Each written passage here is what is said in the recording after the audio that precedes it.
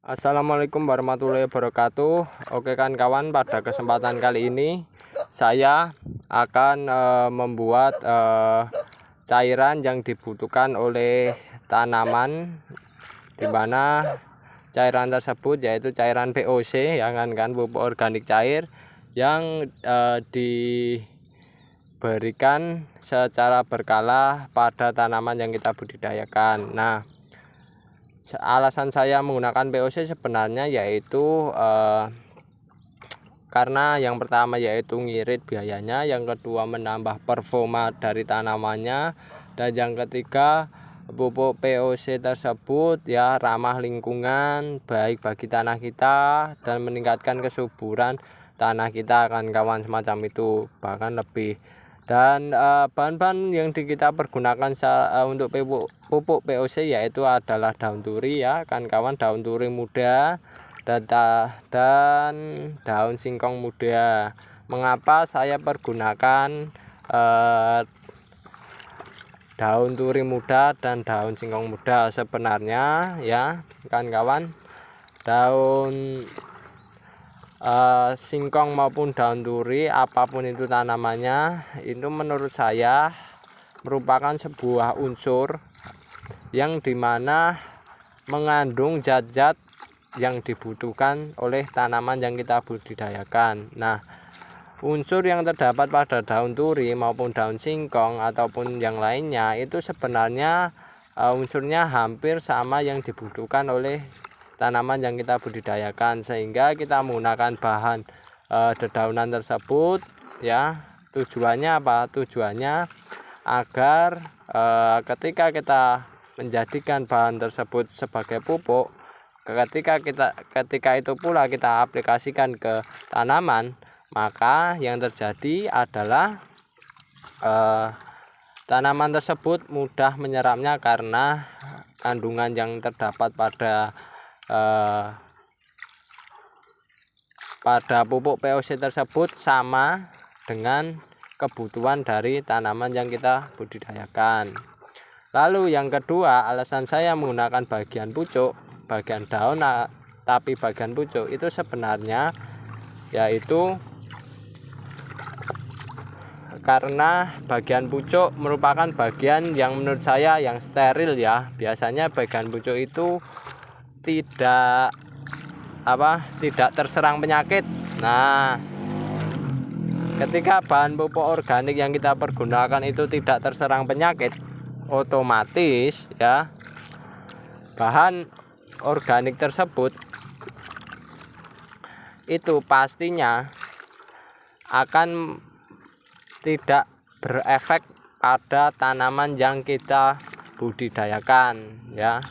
Alias tanaman yang kita budidayakan ketika kita aplikasikan ke pupuk VOC-nya ke tanaman atau ke tumbuhan yang kita budidayakan itu tidak terserang penyakit sebagai akibat dari penggunaan bahan, kan kawan.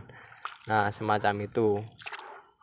Lalu yang ketiga, saya pergunakan bahan dedaunan karena ini gratis, ya kan kawan, gratis alias 0 rupiah, karena kita hanya memanfaatkan potensi yang berada di sekitaran kita, sehingga ini dapat menekan biaya produksi dari budidaya tanaman yang kawan-kawan yang sedang lakukan, semacam itu. Dan di sisi lain, pupuk organik cair kita berikan secara berkala dan terus menerus, itu sebenarnya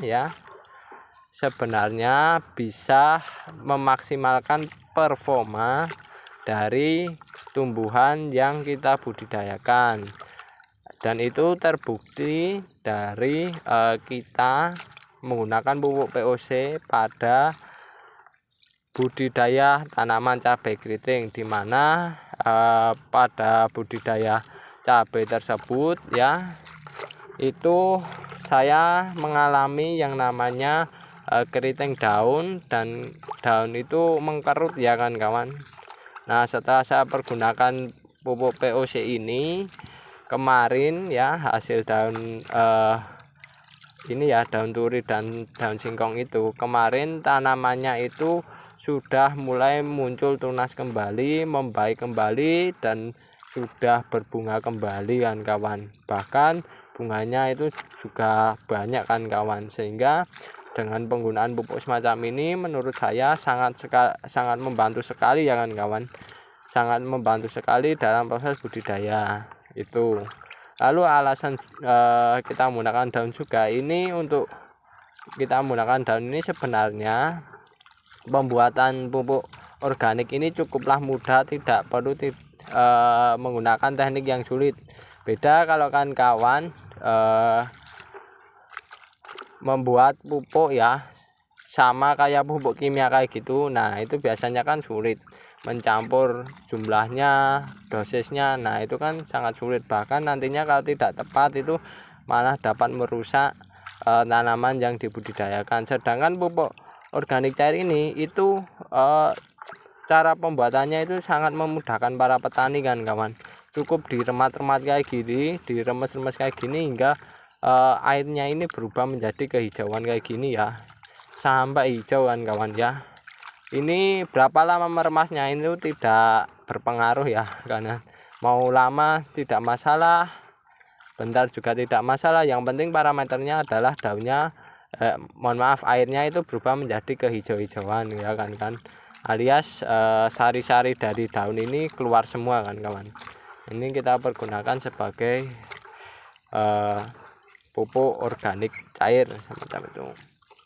Dan di sisi lain pupuk ini jauh lebih aman kan ya, dibandingkan dengan penggunaan pupuk kimia ya. Kalau pupuk kimia salah tekniknya, tidak pas, tidak tepat, nah itu tanamannya mati ya.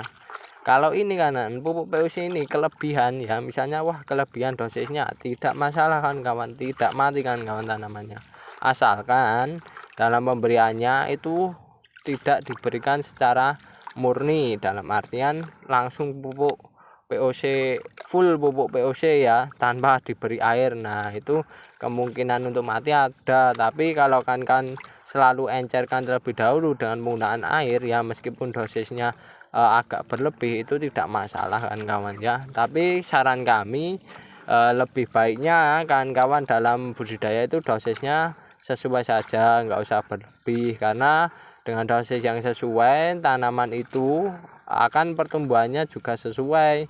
Dan di sisi lain ya, penggunaan pupuk organik cairnya tidak boros kan kawan, semacam itu. Dan kita tidak perlu membuat berkali-kali ya jika penggunaannya sesuai, tidak berlebih. Nah, dan yang terakhir kan alasan saya memilih pupuk organik cair semacam ini ya, ini ramah lingkungan kawan-kawan ya. Karena pupuk organik cair ini itu untuk menghidupkan biologi juga bisa kan kawan ya, biologi tanah. Sehingga dari penggunaan pupuk organik cair ini terdapat mikroorganisme yang nantinya jika kita aplikasikan pupuk organik cairnya ini ke lahan, itu mikroorganismenya itu bisa pada tumbuh, bisa pada berkembang, dan yang jelas mikroorganismenya nanti akan membantu tanaman dalam memperoleh unsur-unsur hara ya kan kawan, dan memaksimalkan performa dari tanaman tersebut. Nah itu alasan mengapa saya menggunakan pupuk organik cair semacam ini ya, karena biaya pembuatannya yang cukup murah, dan ini sangat-sangat membantu bagi kami ya kan kawan ya, sangat-sangat membantu. Dan ini kemarin ya, ini cerita sedikit pengalaman saja. Kemarin itu saya menggunakan pupuk untuk cabai keriting itu hanya pupuk Ponska, urea, sama NPK, itu yang non organik ya. Nah pupuk Ponskanya itu kan kawan, itu sama ureanya sama NPK-nya itu saya aplikasikan itu 3 sendok untuk 30 tanaman ya. Kalau pada bulan pertama ya, bulan masa dimana cabai itu belum berbunga, masih masa vegetatif, itu saya menggunakan pupuk NPK.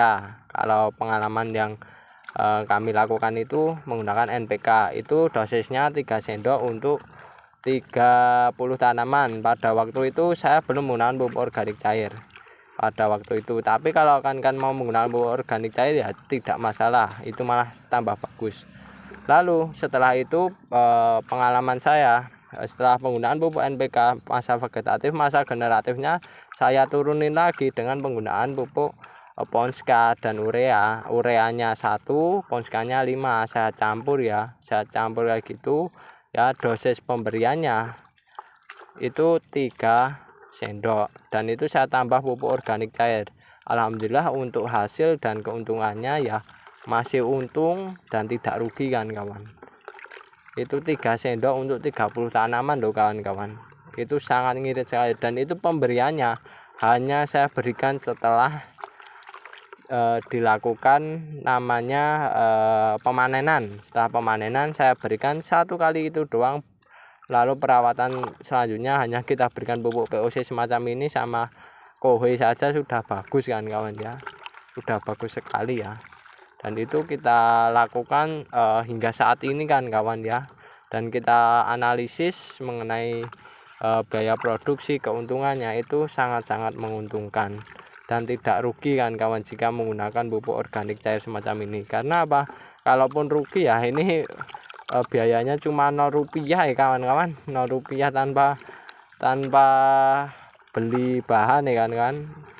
Nah itu sangat membantu sekali bagi para petani. Dan itu pun ya pol mentoknya nanti saya aplikasikan, kita campurkan dengan menggunakan kohenya juga gratis kan kawan ya. Kita campurkan kohe 3 sendok atau lebih ya tidak masalah ya, lalu dikocor untuk tiap lubang tanamnya, itu udah bagus sekali kan kawan.